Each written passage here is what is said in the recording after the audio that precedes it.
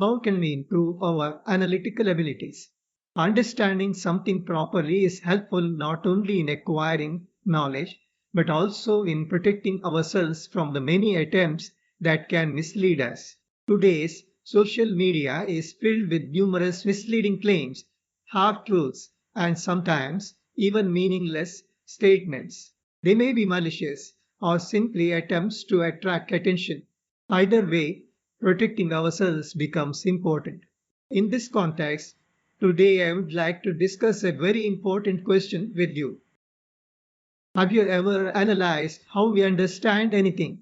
More importantly, why do we sometimes falter in understanding correctly? Think about it for a moment. To analyze this topic, I will take a simple example. This example is only for the purpose of discussion. It is certainly not my intention to demean the person I mention here. There is a very famous guru. Millions of followers blindly believe every word he says as if it is gospel truth. But if you think carefully, many of the statements made by this person are meaningless and misleading. Yet his followers praise his great wisdom. In fact, many people are attracted to him precisely because of such absurd statements. Let me give a widely discussed example. In it, this guru explains why cooked food should not be eaten during a lunar eclipse. This is a widely prevalent ancient Indian belief. Even though the renowned Indian astronomer Aryabhata rejected such beliefs centuries ago, even today most Indians hold such misconceptions. A guru should elevate his followers above false beliefs. That is also his duty. Yet, somehow, this guru pushes people even deeper into error. As if scientific, logically, and experimentally, he presents the same old belief. According to him, during an eclipse, the moon passes through all its phases very quickly. Normally, it takes 15 days for the moon to go through those phases. That means a few hours of an eclipse are equivalent to 15 days. Therefore, if cooked food is kept during that time, it will spoil because it is as if you have kept it for 15 days. That is his logic. If mere reasoning does not convince you, he also demonstrates it experimentally. He suspends a rosary over the food. He draws your attention to how the rosary, which was rotating clockwise before the eclipse, begins to rotate in the opposite direction on its own as soon as the eclipse starts. According to him, this indicates that the food is spoiling. I have seen even highly educated people being influenced by this reasoning and experimental explanation. For them, whatever that guru says is literally true.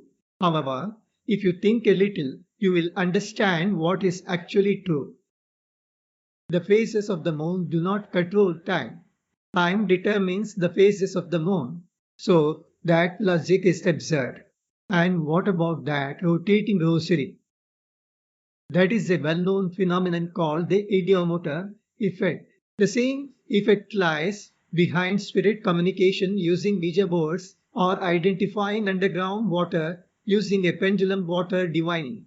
In such cases, a person produces movement unconsciously. What personal motive this guru has in doing all this is a separate matter. It is irrelevant here. Even so, many people believe such things. Why? That is the important question. This brings us to the fundamental question. How do we analyze things? How does our brain behave when something new comes to our attention? Our brain immediately starts searching for something similar that we have seen or heard before. There may be many such things in our memory. Among them, the brain selects the one that appears most similar. If it finds such a match, we feel we have understood. If no clear match is found, some people say, I didn't understand this and give up. But most people mistakenly assume that something vaguely similar from past memory is the same thing. That is where their understanding goes wrong. Some of us go a step further. They break the subject into smaller parts and try to match each part separately. When everything seems to more or less fit, they say, yes, I understood. This is the right approach. But there are problems in this process. Sometimes we stop our search too early. There can be many reasons for this.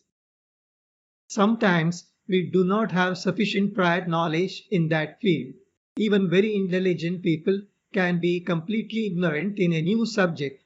Many of us may not be aware of the ideomotor effect. There is another problem. When we search for similar prior memories, we may find many events that are somewhat similar. Then we have to choose among them. What is the correct way to choose? Our selection must be objective. They must not contradict each other and should be mutually consistent. The selections must be logical. This is where we falter. Somehow, instead of objectivity, we give more importance to subjectivity. Instead of logic, we surrender to belief.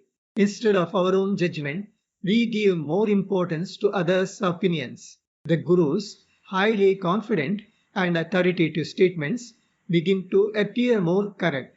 Our reasoning ability uses against them. The enormous number of followers the Guru has silences our inner voice. You want to belong to the crowd. But none of these guarantee the truth. In today's world of social media, followers can be created. Falsehood can be presented as truth with authority. Fake confidence can be displayed. And based on these factors, we fall into a wrong understanding. Once we accept a wrong idea, we build further understanding on top of it. Thus, errors keep accumulating. So, what really misleads us? 1. Our limited knowledge in that field. 2. Believing false yardsticks like authority or popularity. 3. Our brain choosing quick and easy answers instead of correct ones. So, what can we do? Some self driven practices can help. First, gradually expand your knowledge across different fields. Do not limit yourself only to your own field. Second, examine why you believe what you believe, not because of who said it. Third, if something appears very impressive, pause for a moment. Break it into parts. Analyze each part. See whether it is truly meaningful. Stay mentally alert. Do not jump to conclusions easily. Yes, adopting some of these becomes harder as we grow older. Therefore, if you are a parent or a teacher, help children develop this way of thinking at a young age. That is the greatest gift you can give them. Once they adopt it, there is no limit to their learning. After all, analytical ability is not just a way to know more things. It is also the ability to avoid being deceived by many things that merely appear to be true.